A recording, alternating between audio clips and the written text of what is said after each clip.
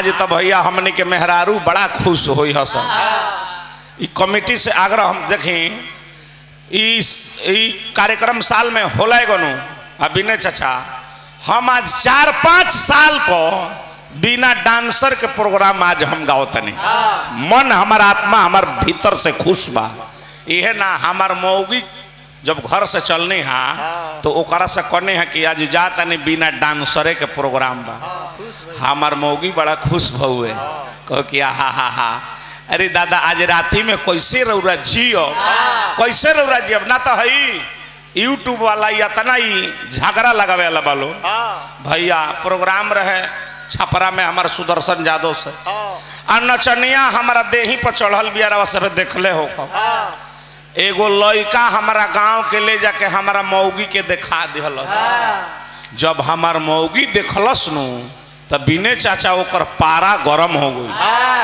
कहतिया जे का हो ब्यास इहे दुगोला है इहे दुगोला है नचनिया संग रात भर ठेका ठेकी। अच्छा डॉक्टर साहब अच्छा शेर जेल से आ रहा है सुघर जादव 100 रुपया पुरस्कार हार्दिक हार्दिक स्वागत बा। हमार मौगी कहलस कि काहे ब्यास इहे दुगोला है हम झूठ बोलनी भैया कहनी जे कोनो लड़का कंप्यूटर से सटा दिया है हम झूठ बोलनी हमार मेहरारू पढ़ल लिखल ना हो कहनी जे कोई लड़का है कंप्यूटर से सटा दिया है कहलस कि अच्छा ई कंप्यूटर से सटाया है और नचनिया ऐसे ऐसे कर रही है वो कंप्यूटरे से कल गई है। ए भैया तो आज तो हमार मेहरारू बड़ी खुश हुई न तो मौगी हमारा के हमने के नतिया कहली काहे ब्यास रात भर नचनिया के संगे जाके डाढ़ हिलावे लो ओकरा में सेंट मारल बा आ हमारा ला में पिलुआ पड़ गइल बा ओइसे पटेला देखे रुको भैया ईमानदारी बात कहतनी चाचा कोई ब्यास ऐसा नहीं है जिसको उसके मेहरारू से पटता है।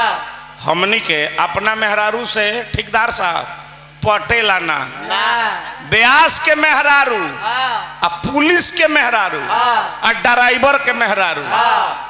भैया ये जाके ड्राइवर हो तो खिसियाई ना और ड्राइवर के मेहरारू खलासिए रखेले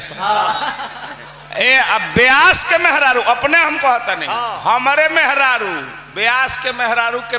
माने ब्यास लोग अपना मेहरारू से ना पटला ना ब्यास लोग के मेहरारू के तो झाल बजावे वाला रखले बड़ा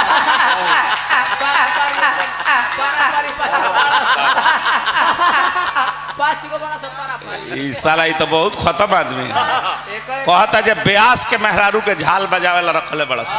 बताई हतना बड़ बेइज्जती। अच्छा ठीक बा ब्यास के मेहरारू के तो झाल बजावे ला रखले बड़ा आ झाल बजावे ला के मेहरारू के बियाहे नहीं के भइल ओने के बियाह नहीं के भइल आ तोरो नहीं के भइले